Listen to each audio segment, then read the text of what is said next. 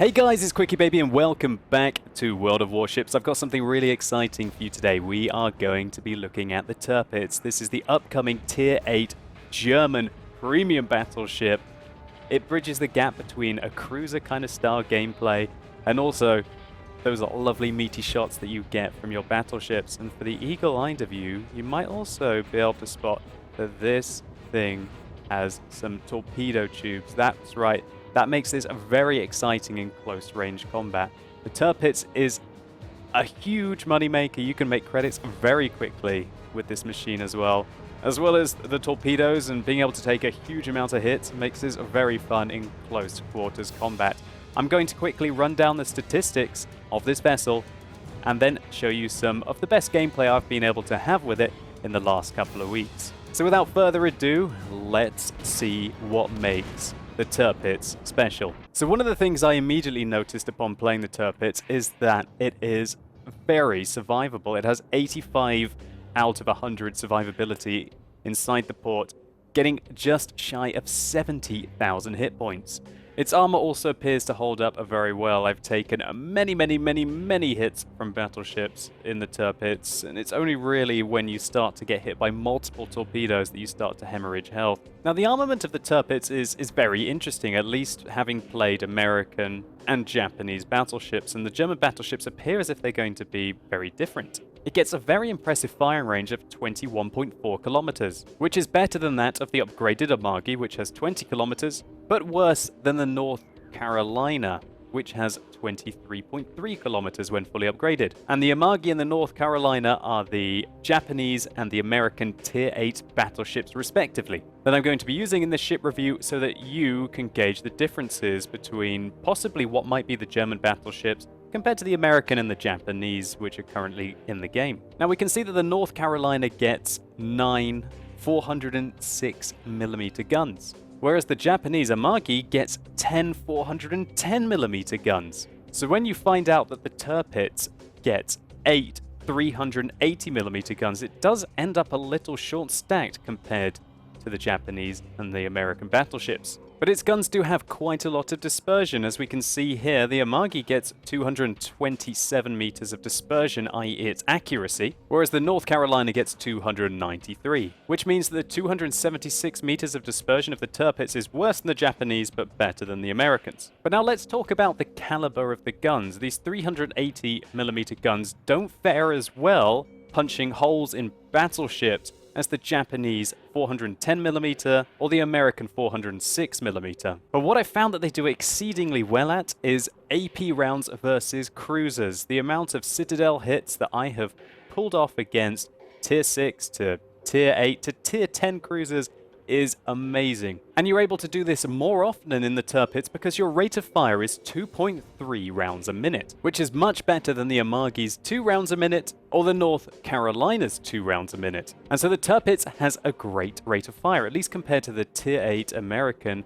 and Japanese class vessels. So this rate of fire and caliber disparity means that, at least from my findings, that the Tirpitz does really well against, well, at least compared to other battleships, against cruisers, and also about picking apart destroyers compared to the other battleships. But when it comes down to a slugfest with other high-tier battleships, the Tirpitz really does start to struggle, because they're going to be able to penetrate you more often with their larger caliber shells compared to your 380mm. But when you start to fight the Tirpitz against the lower tier battleships, it changes again, and the Tirpitz is very competitive. And so my advice to you is to avoid as much as possible, if you do buy a Tirpitz, fighting equal and higher tier battleships. And so now let's move on to the exciting aspect of the Tirpitz, and that is that it gets torpedoes. Here we can see the torpedo tubes on the starboard side of the ship and also going round to the port side of the ship. Now the range of these torpedoes is not the longest.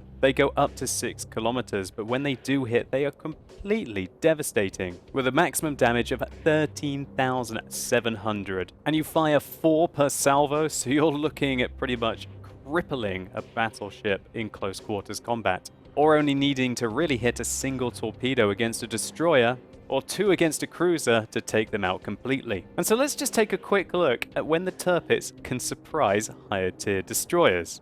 And so here we are in a situation that you don't really want to be in a, well, a standard battleship going through a narrow pass when there is a very dangerous Keigaru on the enemy team who was last spotted right ahead of me. And there he is. This is a Tier 9 Japanese destroyer, capable of absolutely decimating my ship if he manages to hit one of his torpedo salvos. However, he's not the only one with torpedoes around here. We fire off those 4 torps in his direction. If he maintains his course, he's going to be in a lot of trouble. So what that means now is that he has to probably turn into us, where we're either going to hit him with our main guns, or we're going to hit him flush Enemy destroyer foundered. with our torps, doing about 13,000 damage to him there. And so this really is one of the most satisfying things about the Tirpitz. Surprising those pesky destroyers and giving them a few torpedoes of their own. That higher tiered destroyer didn't see it coming until it was too late.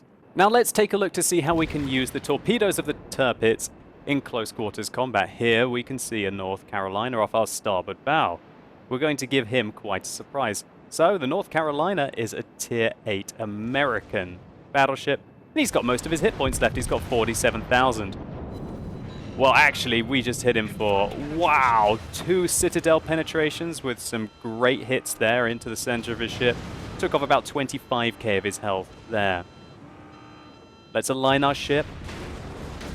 Fire off the torps. And get our guns back on his target. Well, I think at this point, actually, I was just wanting to watch my torps go in. I didn't even want to fire at him right now. Oh, yes.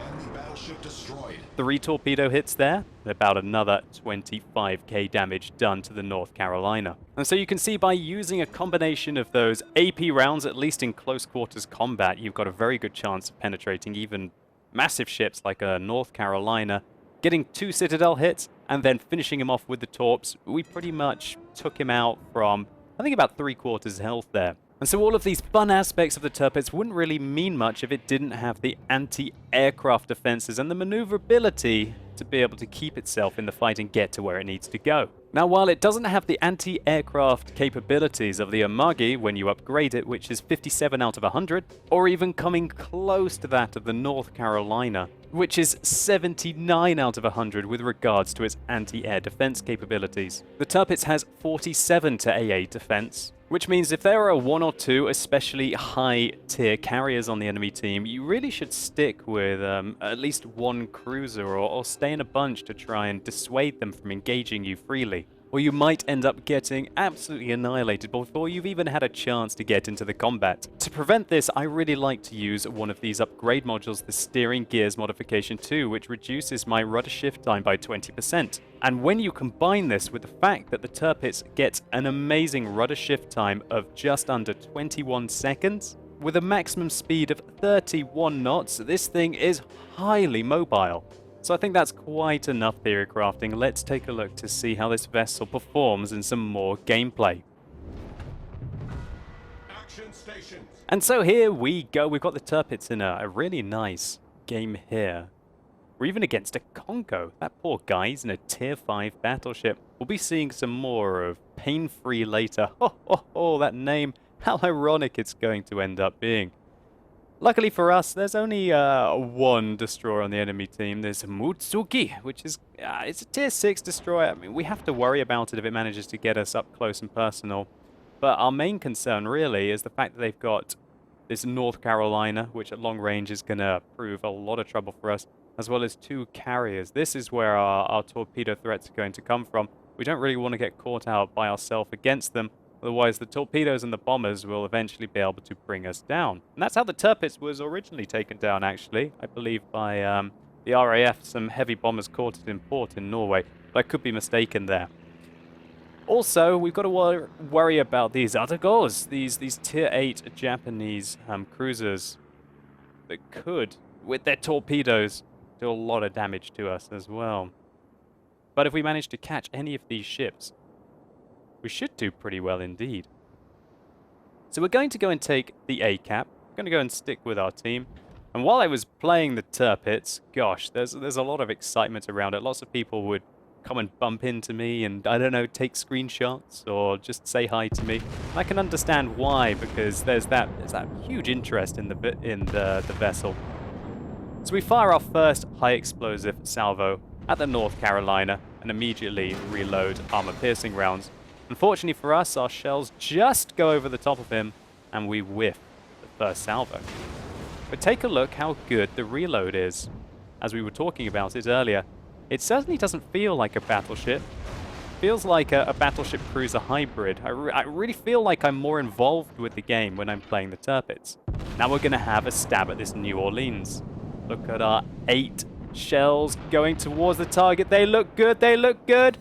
Oh my word. 16,000 damage done there with 2 hits, penetrating the New Orleans Citadel and removing a large slab of his hit points. And because he's a cruiser, he's not going to be able to use the repair party system to be able to get his health back. So that's some he's not getting back. Now we're going to have a go at this Pensacola. There's the Tier 7 American cruiser.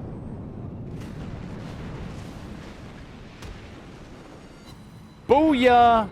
Citadel pens again. He is down to half health from our 8-round salvo there. So already 2 Citadel hits. That was a single shell that hit him, by the way. Only 1 hit his ship. And at this kind of range, with the way that the shells are plunging down towards him, as well as the fact that we are shooting at cruisers with these, I would call them mid-range AP shells. They do very well indeed. Now we're trying to go for the North Carolina, but 2,260 looks like we didn't hit the center of his ship there, even though we did hit him 3 times. Either they overpenetrated or they didn't hit important parts of the vessel. So, our AP shells are doing really well here. Now we're going to have a go at Artigo. He's 9 kilometers away. Hopefully those are going to hit him. Oh, not quite enough lead. That would have been good if we'd hit just a little bit to the left. Just not quite enough lead. And only 1 shell hits the Artigo. He is having some trouble with these torpedoes, though. Will he be able to evade them? Oh, that one looks right in there. Oh, huge torpedo hit there against the Tier 8 Japanese cruiser. And it looks like he's flooding. Maybe we can finish him off. Yeah. Good hit there. First blood, and the Artigo is sinking to the depths of the North Ocean, I guess. The North Sea, the Northern Sea, as this map is called North. So these domination games, I really enjoy them. I feel that your best bet in a battleship is you want to try and pressure the cap, but you don't want to do so at all costs. And it looks like there must be a destroyer in there. There he is, because he's been pressuring that A-cap for a while. The Mutsuki has been spotted 8 kilometers away, and well played to that guy as he manages to escape with his life as well as capping the circle. And with the west side of this map, I do feel that that's what the combat devolves into. You have battleships not wanting to get super close to each other where they're going to do huge amounts of damage, i.e. hitting their shells reliably at weaker parts of the enemy vessels. And so the fact that Mutsuki has managed to sneak in there and take the A-cap, it's sort of almost forcing us to attack the circle with either our cruisers or our destroyers. And so that means that the battleships can go further back and just say, well, okay, you come into the circle, make yourself vulnerable, and we're all going to focus you down. So well played to that Mutsuki there. I'm not sure if the Pensacola, to my starboard, is going to be able to get in to the circle. We hit 1 shell there, only doing 1,130. You can see that AP shells are so lovely when you manage to get those Citadel hits, or if you hit more towards the center of the vessel. But if you do hit either the extreme front or the rear, then they aren't really going to be able to do that much. You might be better to fire high explosive rounds. That's looking good on the Colorado. 2,260 for our 2 hits. We're not getting those penetrating shots here, or we're not penetrating important parts. So you would have seen earlier when we were engaging that North Carolina with our torpedoes on the ice map, so to say, that we had some great success at close quarters combat with penetrating AP shells into his citadel, as well as hitting the torpedo hits. However, we're not doing so well, really, at these long ranges. The penetration of your shells dips off immensely, and that makes it very hard to penetrate battleships with these lower caliber rounds on the Tirpitz, and I really don't want to be fighting their high-tier battleships. However, on the other hand, the Congo, he has guns which I think are about the same size as mine, if not a little bit smaller, but he is 3 tiers lower than me. But it's that North Carolina that seems to be dumping in those shells. Oh, please don't hit me. Ouch! That one really did hurt. Oh, some more hits. He did 8,000 damage with his salvo there. We can't afford to take that very often. Luckily, our repair party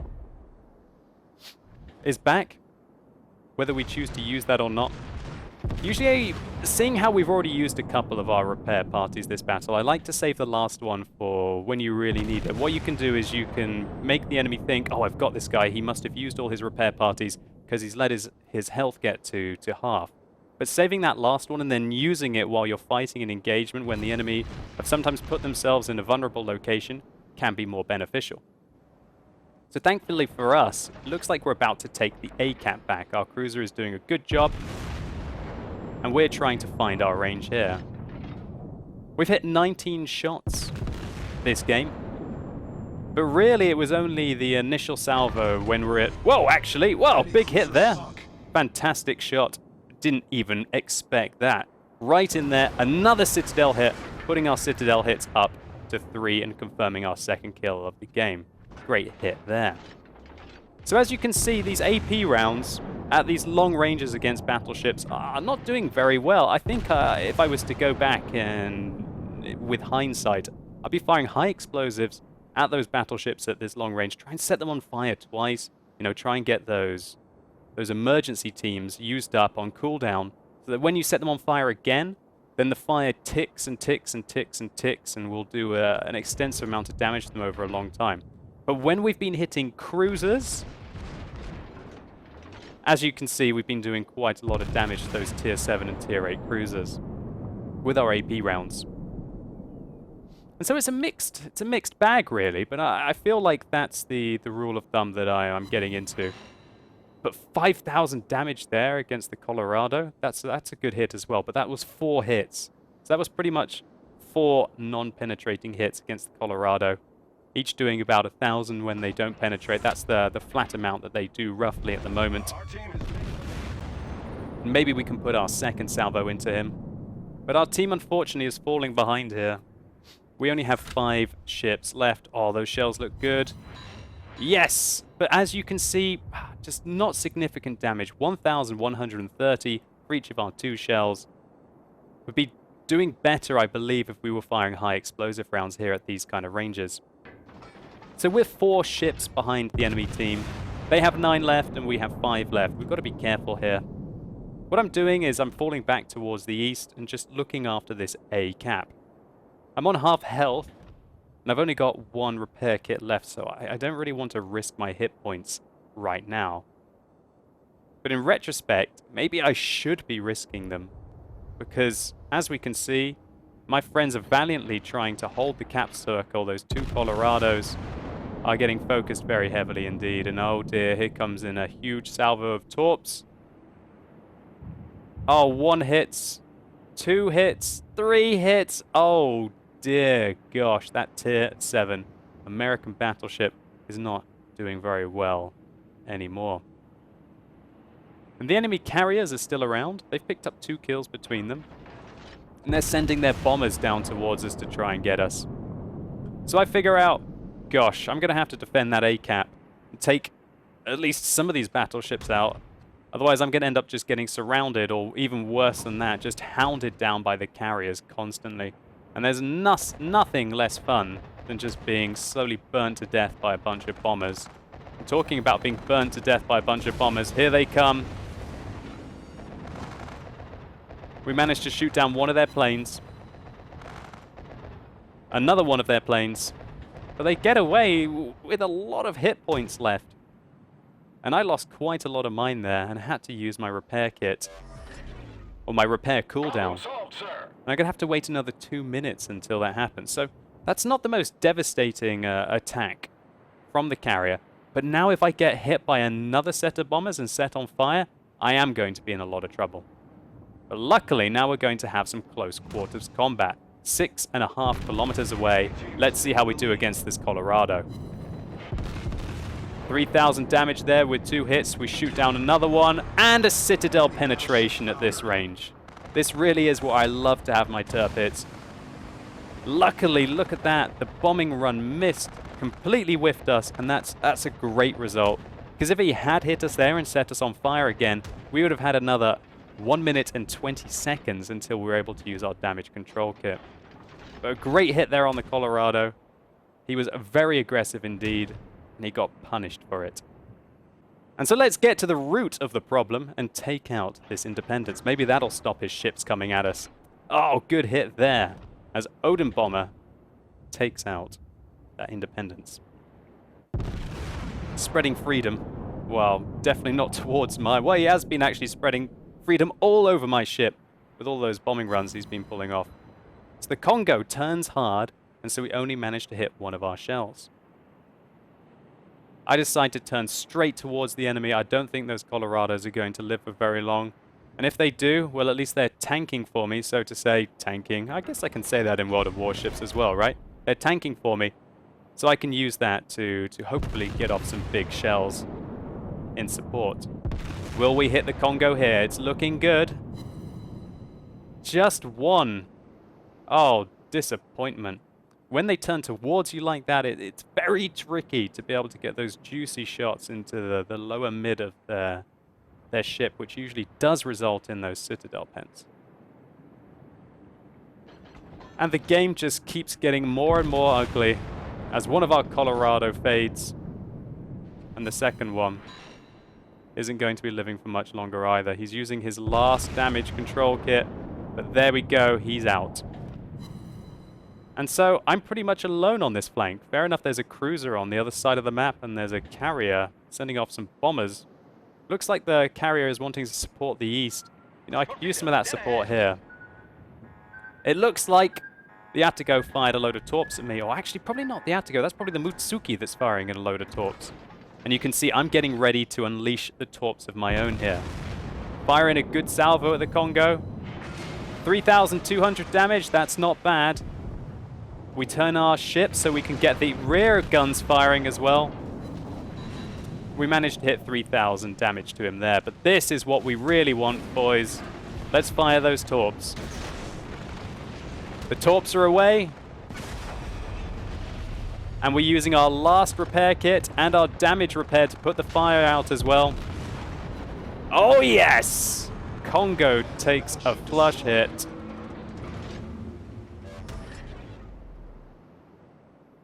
And we're surrounded. Somebody's capping. Gosh. Oh, there's a destroyer right there. Let's set our secondary guns on the Mutsuki. And turn our primary guns towards him as well. We cannot afford to take torp hits, so we're going to turn towards him.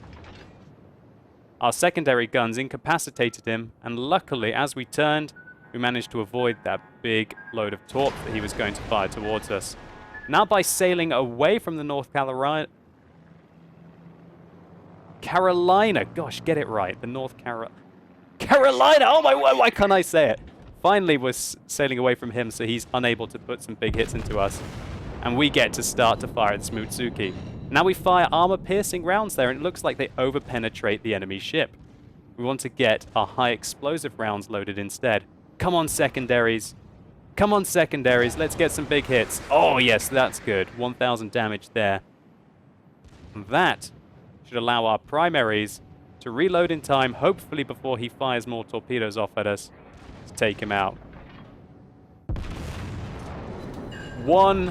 3,600, completely crippled his ship.